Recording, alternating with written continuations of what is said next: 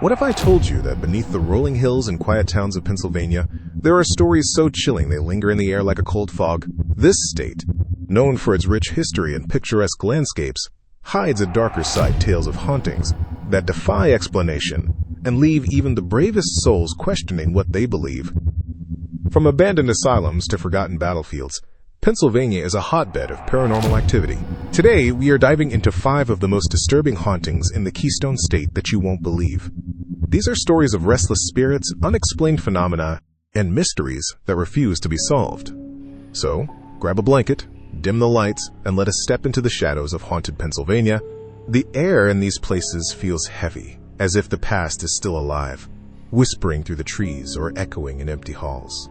You might hear a faint cry in the distance, or feel a cold breath on your neck when no one's there. These are not just ghost stories. They are accounts from real people, locals who've seen things they can't explain, and investigators who've walked away shaken.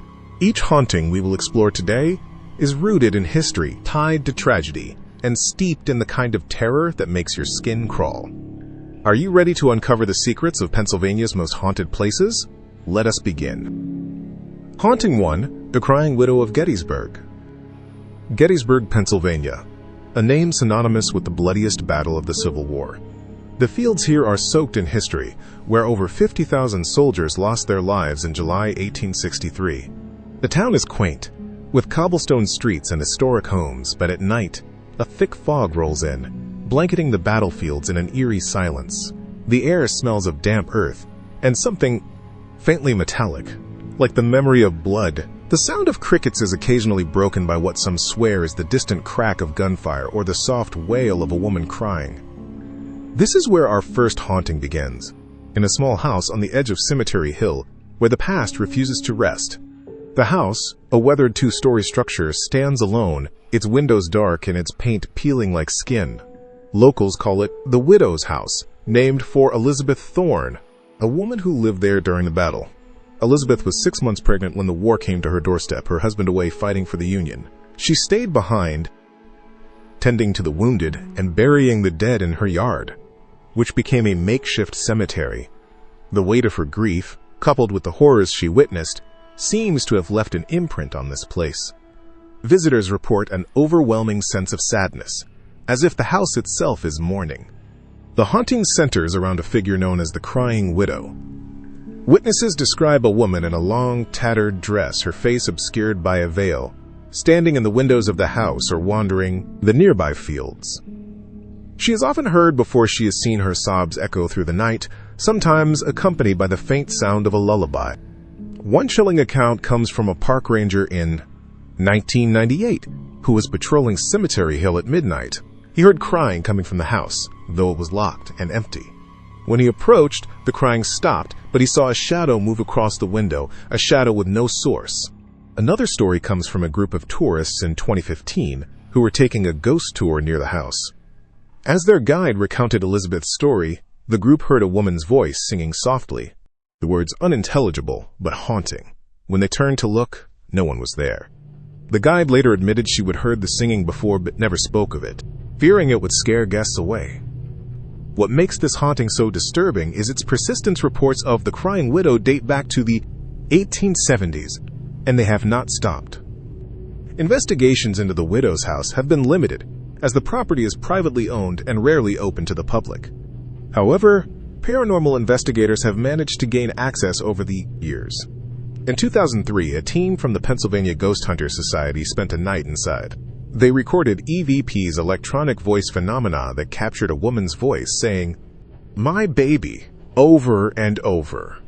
Their equipment also picked up unexplained temperature drops, with one room plunging to 40 degrees Fahrenheit, despite a warm summer night. The investigators left convinced that Elizabeth Thorne's spirit, or something tied to her, remains trapped in the house. The lack of official investigations by authorities only deepens the mystery. During the Civil War, Gettysburg was chaos. Bodies were buried hastily, and records were spotty. Elizabeth's own accounts, documented in letters, describe sleepless nights filled with the screams of the wounded and the weight of her own loss. Her child, born shortly after the battle, died young, adding to her tragedy. Could her grief have bound her to this place? Or is the crying widow something else entirely? A manifestation of the collective pain of Gettysburg? There are several theories about the crying widow. The most popular is that it is Elizabeth Thorne herself, unable to move on from the horrors she endured. Her role as a caretaker for the dead may have tied her soul to the land, her grief amplified by the loss of her child. Others believe the figure is a different spirit, perhaps a mother who lost her family during the battle and now searches for them in the afterlife. Some locals whisper about a darker possibility that the house sits on a spiritual fault line, a place where the veil between the living and the dead is thin, allowing entities to slip through. Skeptics argue these sightings are tricks of the mind, fueled by Gettysburg's grim history and the power of suggestion. The crying could be the wind, they say, or the singing a product of overactive imaginations. Yet, even skeptics struggle to explain the EVPs and the consistent reports from unrelated witnesses over decades. One chilling local legend claims the widow is not alone, that she is accompanied by the spirits of soldiers, their shadowy forms seen marching in the fog, as if still fighting a battle that ended over 150 years ago. In 2020, a new piece of evidence emerged that sent shockwaves through the paranormal community. A local historian, digging through archives, found a previously unpublished letter from Elizabeth Thorne, written in 1864. In it, she described a recurring dream of a woman in a veil standing over her child's grave, singing a lullaby. The description matched the crying widow perfectly, down to the tattered dress. The historian visited the house to investigate and claimed to feel an oppressive presence, as if something was watching her. That night, her camera, left recording in the house, captured a faint image of a woman's silhouette in the window, though no one was inside. This discovery reignited interest in the haunting, with ghost hunters flocking to Gettysburg. Some believe the letter is proof that Elizabeth's spirit is trapped, reliving her grief. Others think the widow is a warning, a sign that something darker lingers in the house, waiting for someone to uncover its full story. The image on the camera remains unexplained, its grainy quality only adding to the terror. So what haunts the widow's house in Gettysburg? Is it Elizabeth Thorne, forever mourning her lost child? Or is it something older, tied to the bloodshed of the Civil War? The crying widow remains one of Pennsylvania's most enduring mysteries, a reminder that some wounds never heal. If you ever find yourself in Gettysburg, listen closely as you pass Cemetery Hill. You might hear her crying, or worse, her singing, haunting too, the shadow of Pennhurst Asylum. Tucked away in the quiet town of Spring City, Pennsylvania, Pennhurst Asylum looms like a forgotten nightmare. Opened in 1908 as a state school for the mentally and physically disabled, its sprawling campus of decaying buildings now stands abandoned, its brick walls crumbling under the weight of ivy and time. The air here is thick with the scent of mold and rust, and the silence is broken only by the creak of rusted gates or the distant howl of wind through broken windows. At night, the asylum feels alive, as if the walls themselves are watching. This is the setting for one of Pennsylvania's most terrifying hauntings, the shadow of Pennhurst. The asylum's history is a dark one. For decades, it housed thousands of patients, many subjected to neglect, abuse, and experimental treatments. By the 1980s, exposés revealed horrific conditions, overcrowding, malnutrition, and stories of patients left in restraints for days. After its closure in 1987, Pennhurst became a magnet for ghost hunters, drawn by tales of apparitions and unexplained phenomena. The main building, known as the Administration Building, is where most sightings occur, its long hallways lined with peeling paint and rusted wheelchairs. The shadow of Pennhurst is not a single ghost, but a presence described as a tall, featureless figure that moves silently through the asylum's corridors. Witnesses report seeing it glide along walls, its form flickering like a bad projection. The shadow is often accompanied by other disturbances, disembodied screams, the sound of footsteps running in empty halls, and sudden, inexplicable feelings of dread. One chilling account comes from a security guard in 1995, hired to patrol the abandoned grounds. He saw the shadow at the end of a hallway, motionless, staring at him. When he approached, it vanished, but he heard a child's laughter behind him, though no one was there. Another incident from 2010 involved a group of amateur investigators who set up cameras in the administration building. Their footage captured orbs of light moving erratically, followed by a dark shape crossing the frame.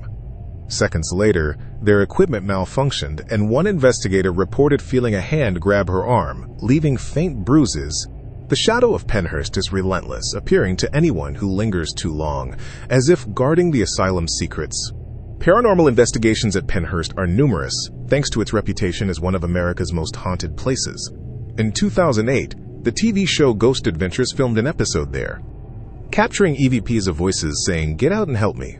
Their thermal cameras detected cold spots moving through rooms, defying natural explanation.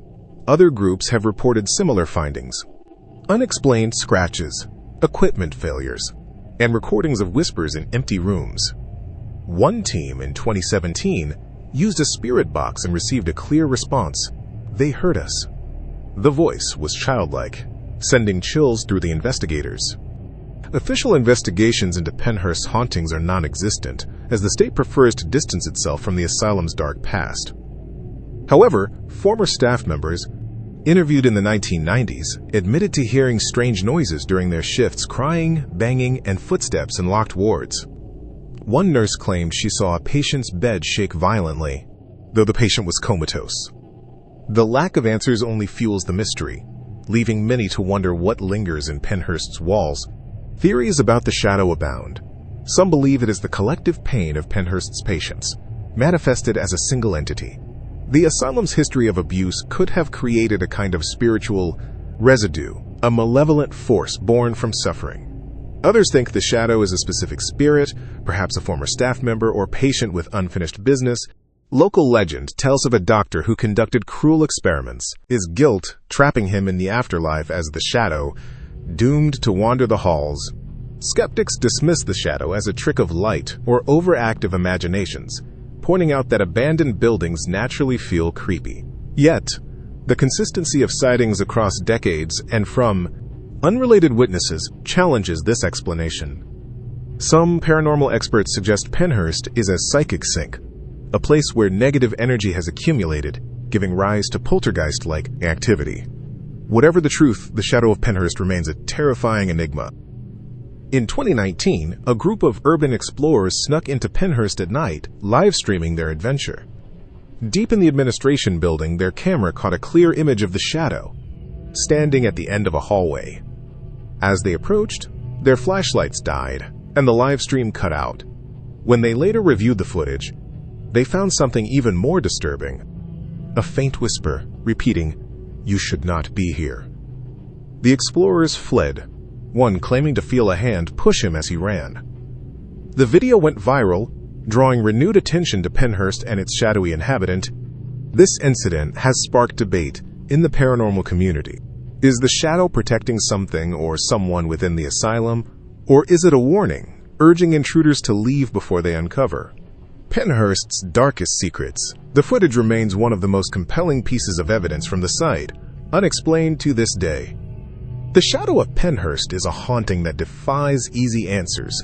Is it the echo of a tragic past, a single spirit, or something far worse? If you are brave enough to visit Pennhurst, tread carefully because the shadow is always watching. What do you think it wants? Share your thoughts in the comments below. Haunting 3: The Phantom Train of Pittsburgh.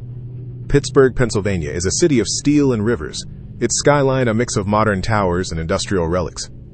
In the south side, where old rail yards once thrived, lies a stretch of abandoned tracks overgrown with weeds.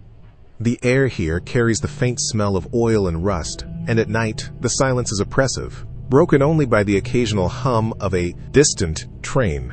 This is where the Phantom Train of Pittsburgh is said to appear, a ghostly locomotive that roars through the darkness, leaving no trace but terror. The tracks, unused since the 1970s, wind through a forgotten part of the city, bordered by crumbling warehouses and dense woods. Locals avoid the area after dark, whispering about a train that should not exist. The atmosphere is heavy, as if the ground itself remembers the lives lost here long ago.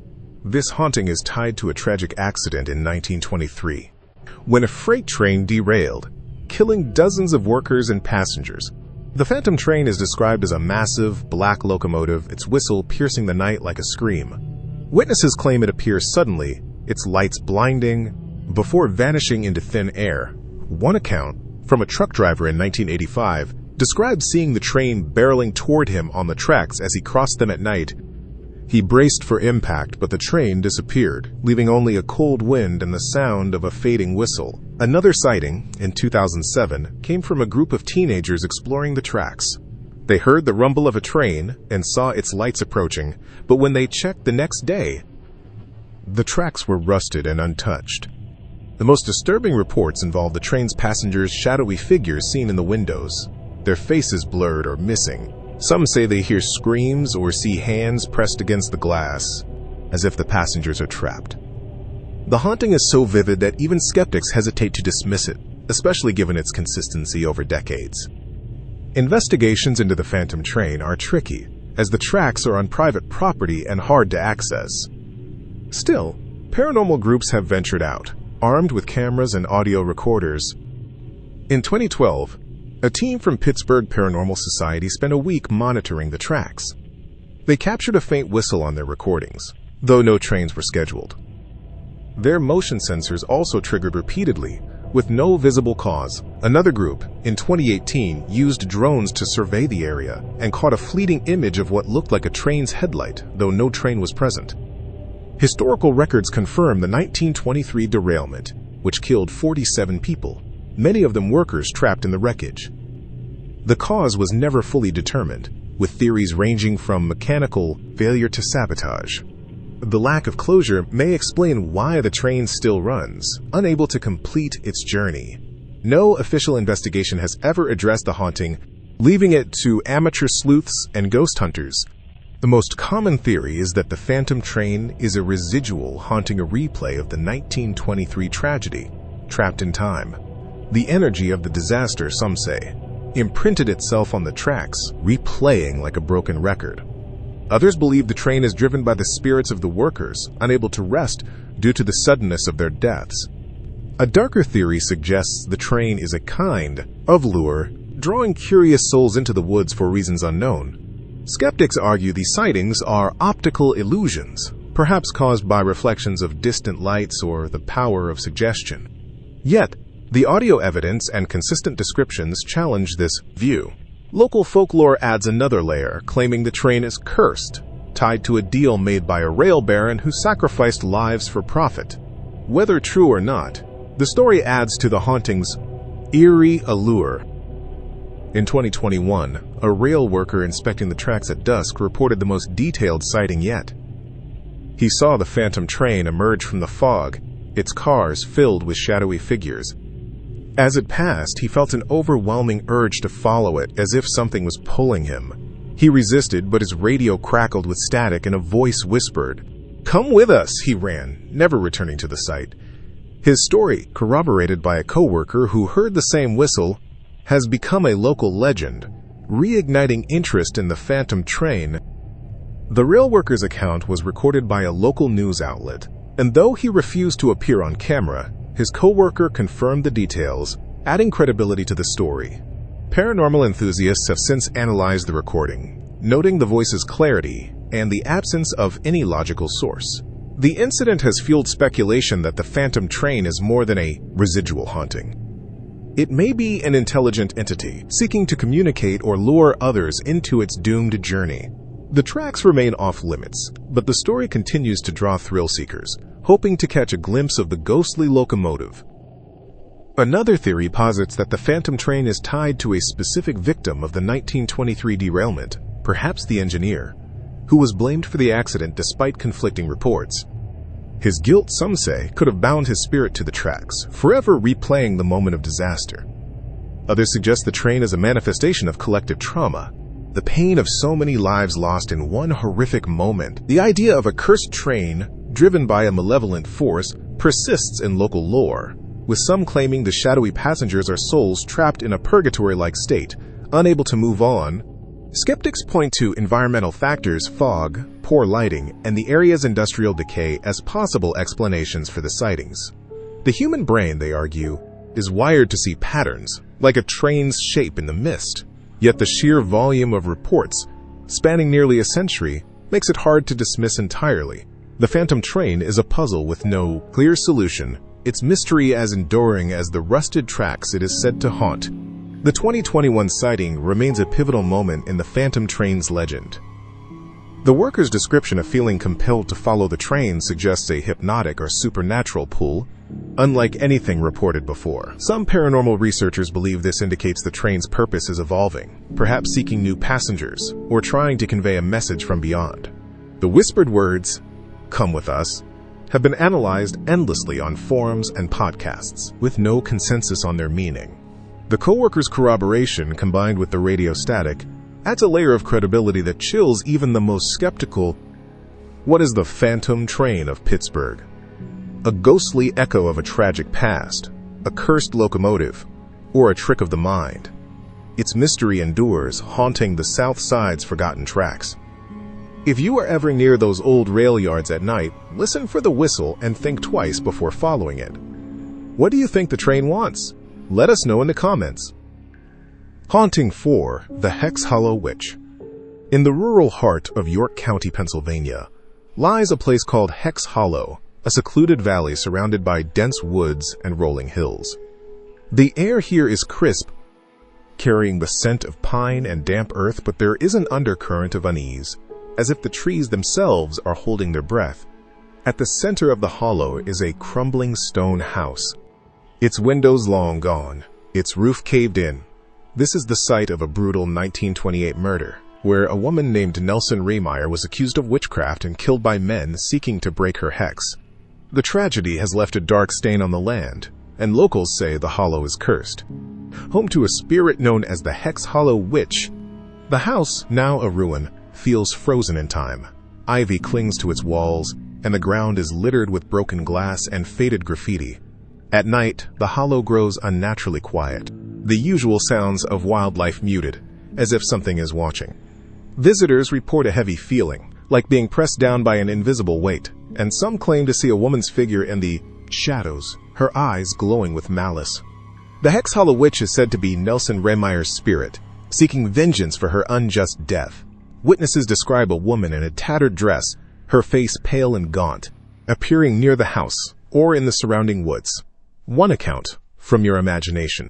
The woods, already dark and foreboding, amplify the terror, making it hard to dismiss the sightings as mere fantasy. Paranormal investigations at Hex Hollow are frequent, given its notoriety. In 2014, a team from the York County Paranormal Society conducted an overnight investigation, capturing EVPs of a woman's voice saying, "I am still here." Their EMF meters spiked erratically near the house, and one investigator reported being pushed by an unseen force. In 2019, a group using thermal imaging detected a human-shaped heat signature in the woods, though no one was visible. Official investigations are absent, as the 1928 case was closed, but the lack of answers only deepens the mystery. The prevailing theory is that Nelson Rehmeyer's spirit lingers, fueled by rage over her brutal murder. Some believe she was a true witch, her powers binding her to the hollow, while others see her as a wronged soul seeking justice. Local legend warns that entering the hollow at night invites her wrath, with stories of curses following those who disrespect the site. Skeptics argue the sightings are psychological, driven by the hollow's grim history and eerie atmosphere, but the consistent reports of physical phenomena, pushes, scratches, and equipment failures challenge this view. In 2022, a paranormal investigator found an old journal buried near the house, its pages filled with cryptic symbols and warnings of a hex that persists. That night, the investigator's car would not start, and they reported seeing the witch's figure watching from the trees. The journal's discovery has reignited interest in Hex Hollow, with some believing it confirms Nelson's supernatural powers, while others see it as a relic of a misunderstood woman's tragic end. Is the Hex Hollow Witch a vengeful spirit, a misunderstood victim, or a product of fear and folklore? The hollow keeps its secrets, but its chilling presence is undeniable. If you visit, tread lightly. Some say her curse still lingers. What is your take on this haunting? Share below. Haunting 5. The Faceless Children of Eastern State Penitentiary. Eastern State Penitentiary in Philadelphia is a fortress of despair. its towering stone walls casting long shadows over the city. Opened in 1829, it was a revolutionary prison designed for solitary confinement, driving many inmates to madness. The air inside smells of damp stone and decay, and the narrow cells feel claustrophobic, even empty. At night, the penitentiary is a maze of darkness, its corridors echoing with the clink of chains or the soft sobs of unseen voices. This is where the faceless children are said to haunt, their presence tied to a forgotten tragedy from the prison's early years. The penitentiary's history is grim overcrowding, abuse, and disease plagued its inmates, including children incarcerated for minor crimes. The haunting centers around cell block 4, where small, shadowy figures are seen darting between cells, their faces blurred or missing entirely. The atmosphere is oppressive, as if the walls hold centuries of suffering. The faceless children are described as small, ghostly figures, no taller than 4 feet, moving silently through the penitentiary. Witnesses report seeing them vanish into walls or hearing their laughter in empty cells. A guard in 1990 saw a group of children in tattered clothes standing at the end of cell block 4, only to disappear when he approached. In 2016, a tour group heard giggles and felt tugs on their clothing, though no one was there. The faceless quality of these apparitions, lacking clear facial features, adds to their terror, as if their identities were erased by the prison's cruelty.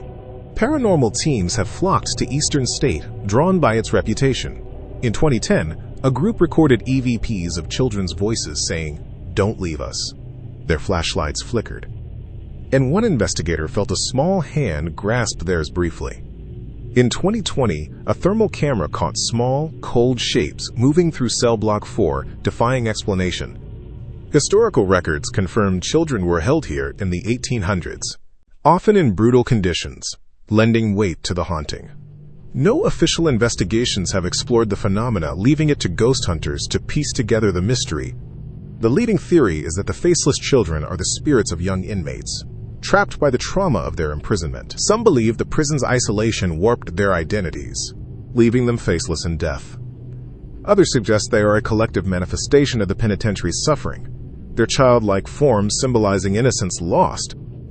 Local legend warns that acknowledging the children invites their attention, with some visitors reporting nightmares after leaving. Skeptics attribute the sightings to the power of suggestion and the penitentiary's grim ambiance, but the physical phenomena tugs. EVPs and thermal anomalies resist easy dismissal. In 2023, a hidden cell was discovered in cell block 4, sealed since the 1840s. Inside were small, tattered shoes and a child's drawing etched into the wall, a crude sketch of a faceless figure. That night, a security camera captured small shadows moving in the cell, and the guard reported hearing laughter that stopped when he entered. The discovery has fueled speculation that the children are tied to this cell, their spirits bound to a place of unimaginable suffering.